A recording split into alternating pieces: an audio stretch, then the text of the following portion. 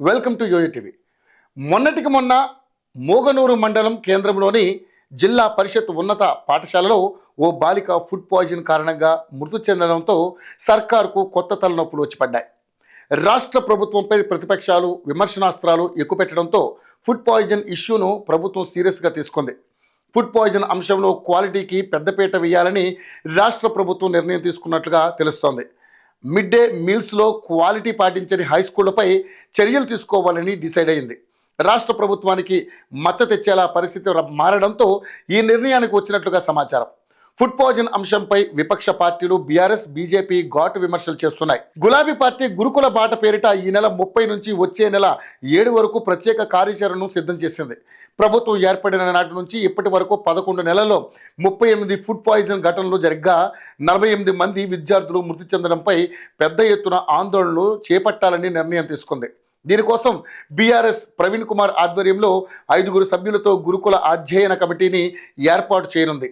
ఆ నివేదికను పార్టీకి అందజేయనుంది. ఈ నివేదిక ఆధారంగా అసెంబ్లీలో ప్రభుత్వాన్ని టార్గెట్ చేయాలని బీఆర్ఎస్ ప్లాన్ చేస్తోంది. ఇకపోతే కమలదళం ఈ ఇష్యూపై ఎలాంటి ఆందోళనలు చేపట్టకపోయినా విమర్శలు చేస్తూనే ఉంది. దీంతో ప్రభుత్వం మేలుకొని చర్యలు చేపట్టాలని చూస్తోంది.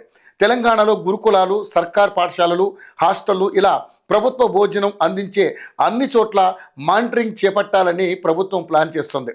త్వరలో పాఠశాలల స్థాయిలో స్టూడెంట్స్, టీచర్స్ కమిటీలు ఏర్పాటు చేయనున్నట్లుగా సమాచారం. విద్యార్థులకు భోజనానికి ముందే శుభ్రత పాటించేలా చర్యలు తీసుకోవడంపై ఈ కమిటీ కృషి చేయనుంది. రెగ్యులర్గా ఫుడ్ చెకప్ చేసేలా పర్యవేక్షణకు చర్యలు తీసుకోనుంది. స్కూల్ లెవెల్లో టీచర్లు, స్టూడెంట్లతో వేరువేరుగా ఫుడ్ను పరిశీలించాకే విద్యార్థులకు అందించాలని చూస్తున్నారు. కాగా జిల్లా స్థాయిలో మిడ్ డే మీల్స్పై రెగ్యులర్గా కలెక్టర్ల ఆధ్వర్యంలో ప్రత్యేక కమిటీలు మానిటరింగ్ చేయనున్నాయి. దాదాపు 13 ఏండ్ల తర్వాత జీవో నెంబర్ 21లో పలు మార్పులు చేపట్టాలని సర్కార్ భావిస్తోంది. ఉమ్మడి ఆంధ్రప్రదేశ్లో విద్యార్థులకు అందించిన మిడ్ డే మీల్స్ పర్యవేక్షణకు 4 స్థాయిలో కమిటీలను ఏర్పాటు చేశారు.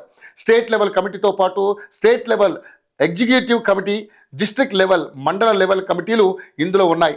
2011లో దీనికి సంబంధించిన ఉత్తర్వులను జారీ చేశారు. కాగా దాదాపు 13 ఏళ్ల తర్వాత జీవో నెంబర్ 21లో పలు మార్పులు చేయాలని రాష్ట్ర ప్రభుత్వం చూస్తోంది. మరోసారి ఫుడ్ పాయిజన్ లాంటి ఘటనలు పునరావృతం కాకుండా పకడ్బందీగా సర్కార్, విద్యాశాఖ ప్లాన్ చేస్తుంది.